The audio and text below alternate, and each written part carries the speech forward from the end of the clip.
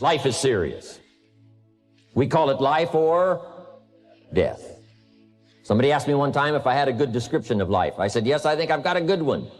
Life is the struggle to keep death at a respectable distance. Death seems to want to move in prematurely. If you want to live a good, long, flourishing life, you got to push back. And we're dealing with some serious matters here. So we can't just, tell the latest 10 jokes and just go home. We're not here to entertain. We're here to instruct. We're here to grow. We're here to learn. We're here to get the best we possibly can. Serious. Life is serious. The future's serious. And I'm asking you to take it serious. Take your own future serious. What you can do for your family, take it serious. This is serious business. Next, number 1 was get serious. Here's number 2, get smart. Don't miss the training class. You say, well, I've already been to one of those classes. I've already heard it. I got a good phrase for you to take home. That's no sign you got it. Just because you've listened to those millionaire tapes one time is no sign you've got it. I'm asking you to listen to them over and over and over. I'm asking you to dedicate yourself to a new level of learning. Study, learn, grow, change, develop. Never let it be said you didn't learn, right? If you want to solve your problems, you got to learn. If you want to take advantage of an opportunity, you got to learn. That's what these journals are for. That's what pad and pencil's for. That's what taking notes is for. See if you can't increase your ability to comprehend ideas, information that can be life-transforming. Don't miss the opportunity to learn. Take a good key phrase home. Use it in your training. Don't be lazy in learning. Don't be casual in learning. If you've had a bad week, just sit down and ponder that for a while. Study it. See if you can't pick up some ideas from a poor week and then make a better week. Learn from your own experiences. One way to learn to do it right is do it wrong. That's one way to learn to do it right. Do it wrong. Now, the key is don't let it take too long. If you've done it wrong for a year, we suggest that's long enough. You don't need another year just to prove a point. No, 1 year's enough. Learn from your own experience. Call didn't go well, all the stuff. Guess what they did when they finished that call? They made another call. What else could we do to make it better? How could we possibly improve? This is called the possibility for life change. Starts with education. Don't be lazy in learning. Don't be lazy in picking up the ideas. Learning is the beginning of wealth. Learning is the beginning of life change. Some people want to start with motivation. Here's number 3. You got to get going. You got to take action. The disciplines is the miracle process. And here's how to get the miracle of your future going as far as disciplines are concerned. Number 1, do what you can. You might go home and set a whole new pace for yourself, and we call it cleaning up neglect. Should walk around the block, could walk around the block for your good health. Don't walk around the block. See, you're on the wrong track. Letters you haven't written, conversations you haven't had with your family, somebody you should sit down with when you get back home, get that job done. Don't let neglect destroy your days, destroy your life, and destroy your future. Go back and do what you can. And if you'll do what you can, then life will give you some extraordinary things to do. You got to take care of the small disciplines before life will give you a chance to handle the more complicated disciplines. Start first with the smallest of disciplines. And do not neglect them and do not disregard them as being trifling. Everything matters. Everything's important. Good phrase to take home. All disciplines affect each other. Positive side. Every new discipline affects all your other disciplines. If you'll get some new things going, make some calls you've never made before. Step up your activity level. Step up your labor level. Go for the disciplines. The smallest of disciplines. The least of disciplines. Like keeping your accounts in order. Here's number 4, get better. There isn't any of us that can't get better. So turn on this whole idea of personal development and personal growth. That was what my teacher shared with me that changed my life. I'm telling you, for things to get better, you got to get better. Don't ask for it to change out there. Ask for you to change here. Don't ask for a more favorable wind. We call that naive. Don't ask for better seed, better soil. This is the only planet you got. Just ask that you can get wiser and stronger and better and be able to take care of your own responsibilities. Get better. Develop your own personal philosophy here. Philosophy, major determining factor in how your life works out. Each person's philosophy is like the set of the sail.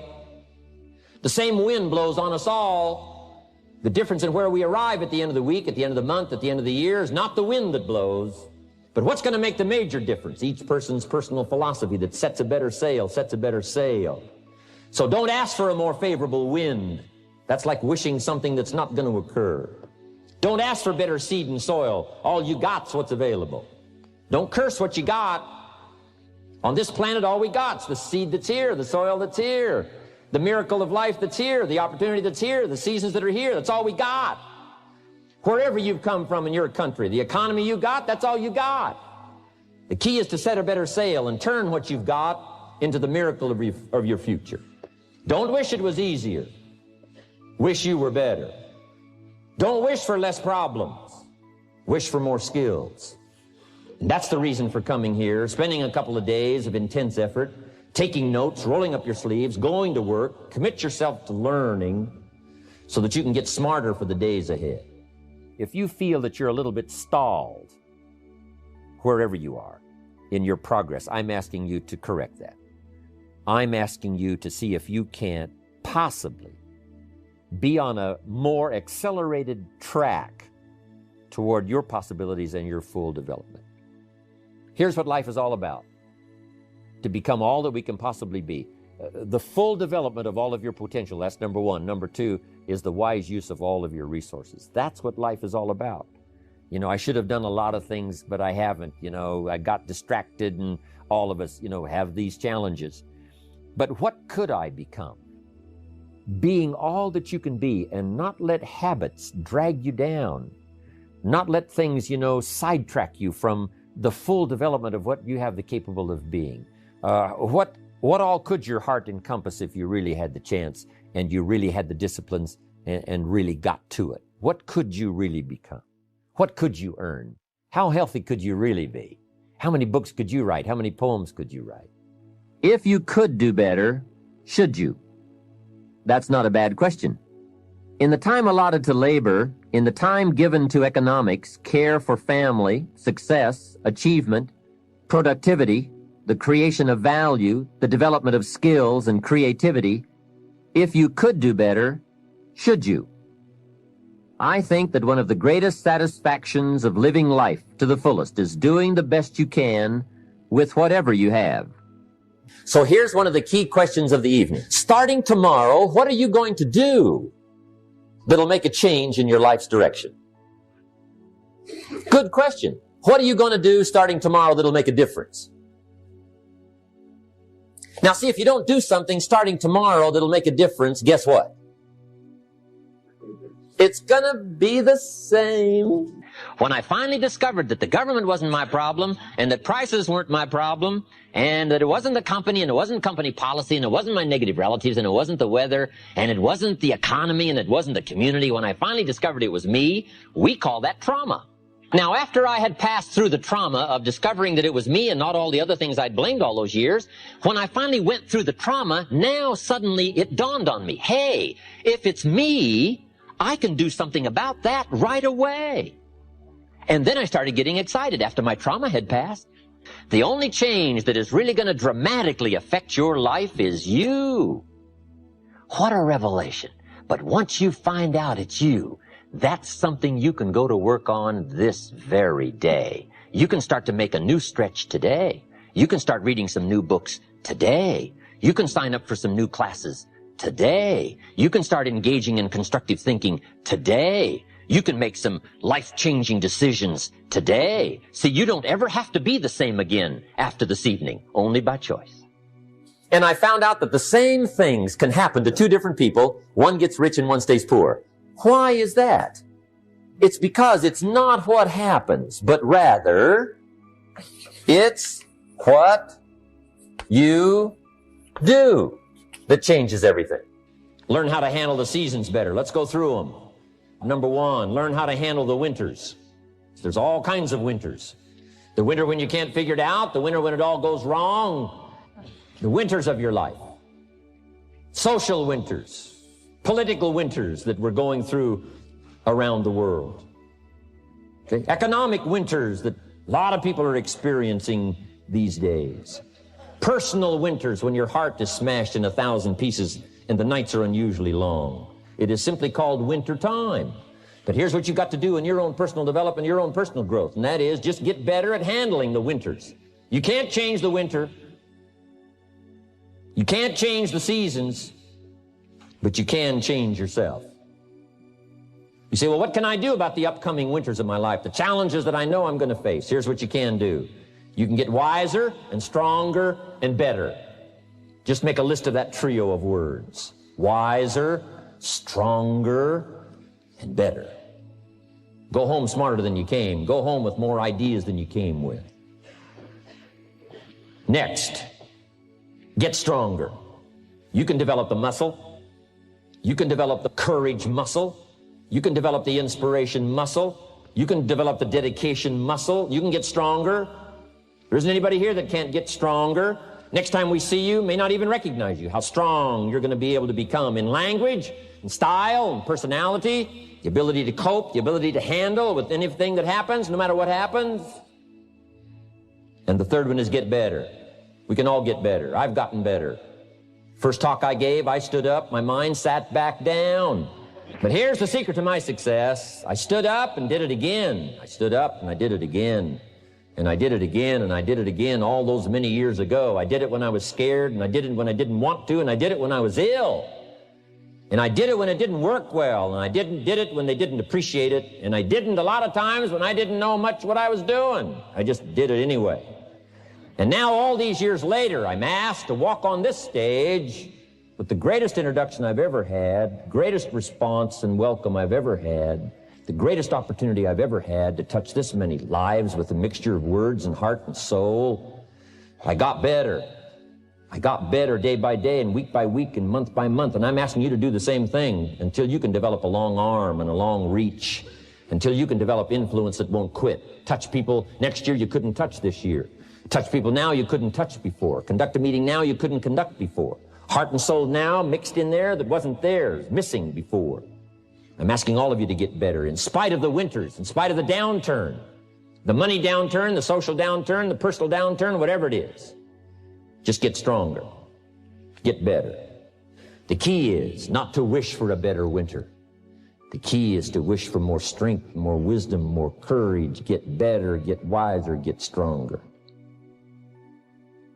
If you blame the economy, and you blame the schools, and you blame the teachers, and you blame the sermons and the preachers, and you blame, the marketplace, and you blame the company and company policy, what else is there? When some people get through with their blame list, there isn't nothing else. That's all there is. And if you blame the only thing you've got to work with, I'm telling you, it's called mistake colossal in not understanding that that's all you've got to work with. And if this is all you've got to work with, then you don't change the seed, and you don't change the soil, and you don't change the rain, and you don't change the sunshine, you don't change the seasons. Right? Guy says, I'll take 3 springs, 4 summers, 9 falls, no winters. No, you can't fool with this stuff. You got to take it like it comes. Then what do you change to make your life work well? You got to start with your philosophy. My whole life took on a whole new look and color immediately. And the early results I got from making these philosophical changes tasted so good, I've never stopped the process from that day until this. And I'm telling you, with a little consideration of the refinement of your sail, by setting a better sail, refining your philosophy, your whole life can start to change from today on. You don't have to wait till tomorrow. You don't have to wait till next month. You don't have to wait till spring. Don't have to wait till 93. You can start this whole process immediately. I recommend it. Now, some people do so little thinking, they don't even have their sail up. I mean, you can imagine where they're going to wind up at the end of this week, at the end of this month, at the end of this year. Now's the chance to change, process all this information. So number 1 is philosophy. Okay. And we dealt with all that, where we get ideas from personal experience, from other people's experiences. I don't want to get into all those details because we covered that the last time I was here. But philosophy, that's number 1, my personal opinion. Each person's personal philosophy. Here's the definition of success and failure. Just make this note. Here's failure. A few errors in judgment, repeated every day. Now, you can automatically assume, Mr. Rohn, I say, I can understand that. A few errors in judgment repeated every day. Just because disaster doesn't fall on us at the end of the first day doesn't mean disaster isn't coming. You've got to be so smart that you look down the road and say, will the errors in my present judgment of philosophy, what's that going to cost me in 1 year, 6 years, 1 month, 6 months?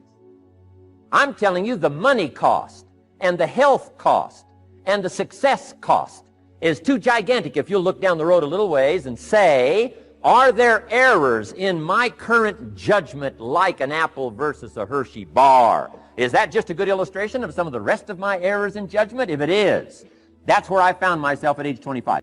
Now, once I understood this, here's the formula for failure: errors in judgment, being lax about developing your own personal philosophy. I'm telling you, it's called accumulated disaster. Now, let me give you the secret to success. The formula for failure: a few errors in judgment repeated every day for 1 month starts the weakness, starts the disaster process. You can imagine what happens in 6 years. Now, here's the formula for success: a few simple disciplines practiced every day. And you've started a whole new process called a whole new life. A few simple disciplines practiced every day. Eliminate the errors and replace it with disciplines practiced. I'm telling you, you can start this process of life change immediately. After today, you don't ever have to be the same again. Only by choice. You don't have to walk out of here the same as you walked in today. Somebody says, well, what did you go to work on to do all that? I started with my philosophy. I started amending my errors by doing some better thinking, changing my mind, coming up with ideas that I didn't have before I met my teacher. And once that whole process started for me, I'm telling you, I changed my whole life. Within a 6-year period, I was never the same. And I've kept up that process all these years. One of the reasons why I'm here is to continue my craft. I don't want the day to come someday somebody says, you should have heard Jim Rohn 10 years ago when he was really terrific. Guess what I want people to say? I heard him 10 years ago, but you should hear him now. I'm telling you the man works on his craft. I'm telling you the man's done some extra reading. I'm telling you the man doesn't miss a trick. I'm telling you he's worked hard on himself. That's why he's able to deliver like he does.